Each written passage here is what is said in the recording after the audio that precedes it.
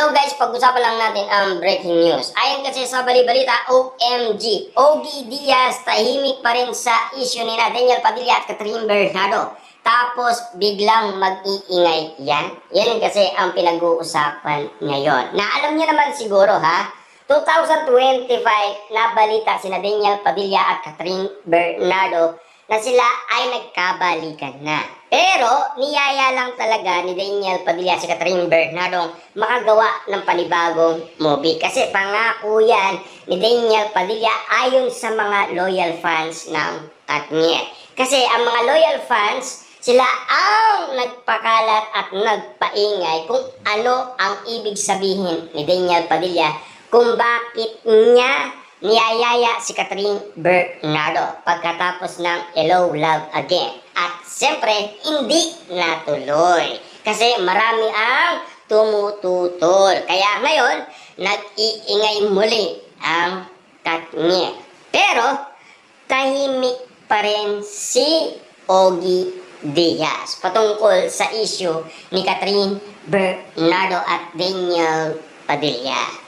Ang bukod tanging usap-usapan na binablog umano ni Ogie Diaz ay si Catherine Bernardo at Mayor Mark Alcala patungkol sa iwalayan. At lalong-lalo na daw, hindi naman sila nagsalita at umamin na sila ay magjowa na ayon sa kanyang pag-amin tungkol kay Catherine Bernardo at Mayor Mark Alcala. Samantalang noon, sinasabi ni Ogie Diaz, alam nyo ba kung sino ang nasa puso ni Catherine Bernardo at kung sino ang kanyang jowa? Walang iba kundi si Mayor Mark Alcala. Ika nga niya, hindi si Daniel Padilla at hindi rin si Alden Richard at hindi rin si Jericho Rosales, si Mayor Mark Alcala. Pero, nung usap-usapan na ang iwalayan, tila hindi naman kasi umamin ang dalawa. Siyempre, alam niyo naman siguro, kahit ang Katniel, 5 years na silang mag-on bago sila umamin. Ganyan umano ang mga artista dahil pagkakaguluhan sila. At lalong-lalo na, siyempre sa Kat din, no? Paliwanag noon ni Ogie Diaz kung bakit nga naman hindi umaamin sina Alden Richard at Catherine Bernardo. Kasi kapag umamin daw sila, matatapos na ang kilig. Yung mga umaabol at nag-aabang na sila ay mag-on na, siyempre tapos na yun. Siyempre yung sa kakahanap, kakahabol, naghihintay, sabik na sabik, sa kakahintay, alam nyo naman, ganyan ang mga artista. Gusto nila dagdagan pa ang paniniwala ng karamihan para sa kanilang pag-amin. Pero ang totoo lang, pagtapos na ang kanilang project, ano ang idadailan nila? Siyempre, maraming tao ang nabudol. Alam nyo ba ang nangyari noon? Dahil pinalabas ang nasabing Hello, Love Again, lahat ng tao ay nagsilabasan at nanood ng sine dahil sa Hello, Love Again. Na alam niyo naman siguro, binalita na wala nang nanonood ng sine. Halos 5 years na kasi ang nakakalipas dahil wala nang pumapasok sa sinihan.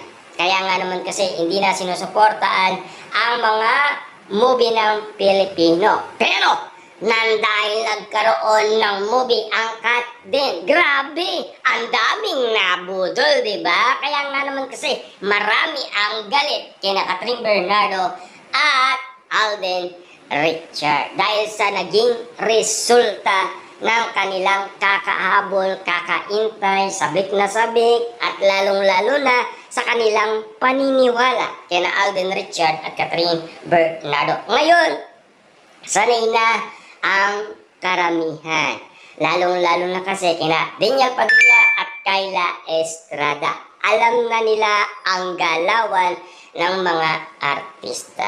Kailangan kasi wag nating gawin practical ang ganitong sitwasyon. Lalong-lalo na kasi ang sitwasyon talagang ikaw mismo yung uugot talaga kapag hindi sila mag-on.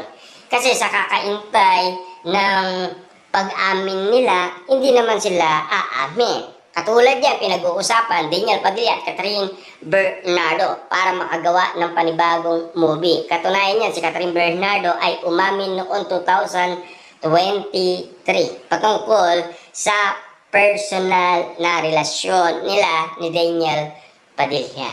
Nag-split lang sila dahil sa buhay kabataan. Dahil may pangarap din naman kasi sila na gusto nilang tuparin. Bago sila, siyempre alam nyo na kung ano ang ibig sabihin. Magpakasal at magkaroon ng mga baby. Yan kasi ang ibig sabihin ni Catherine Bernardo at Daniel Padilla. Lalo-lalo na kasi si Catherine Bernardo, naawa siya kay Daniel Padilla. Kasi ganito ang nangyayari kay Daniel Padilla. Gastos doon, gastos rito, libre ng libre sa barkada at bili ng bili. Ayon naman kasi sa balita, binata kasi. Kaya bumibili siya ng mga gusto niya, naglilibre siya, tumutulong siya. Ang ibig sabihin kasi ni Catherine Bernardo, gusto niya lang i-challenge si Daniel Padilla para matutunan niyang mag-focus sa mga negosyo na ngayon ginagawa naman ni Daniel Padilla. Nasaksihan niya ng karamihan kung bakit ngayon nagsisimula na siyang pag-aralan ang mga negosyo. Kita niyo naman ha, na talagang na-challenge si Daniel Padilla kay Mami Min Bernardo at Catherine Bernardo. Kasi ang mga kinikita umano ni Catherine Bernardo, ang nag-a-handle ay si Mami Min Bernardo. Bago kasi naging artista si Catherine Bernardo, successful na rin ang pamumuhay ni Mami Min Bernardo at Daddy Teddy Bernardo. Sa galing kasi ni Mami Min Bernardo. Alam niyo ba, pinagpalit niya ang karir niya para lang sa pagiging artista ni Catherine Bernardo. Ganyan niya kamahal si Catherine Bernardo. Kasi pinangako ni Catherine Bernardo na gagalingan niya at ipapakita sa lahat ng tao na sisikat siya. Nagawa ba ni Catherine Bernardo? Siyempre, nagawa niya. Kita niyo naman ngayon, superstar na. Diba? At lalong-lalo na, ang dami niyang award. Talagang sulit na sulit ang grabe, pagod ni Mami Min Bernardo kay Catherine Bernardo. Na alam niyo naman siguro ha, nalilit pa yan dati. Kasi ang layo-layo ng probinsya papunta sa Manila. Kaya naisipan nilang ibenta ang ibang ari-arian para makalipat sa Manila.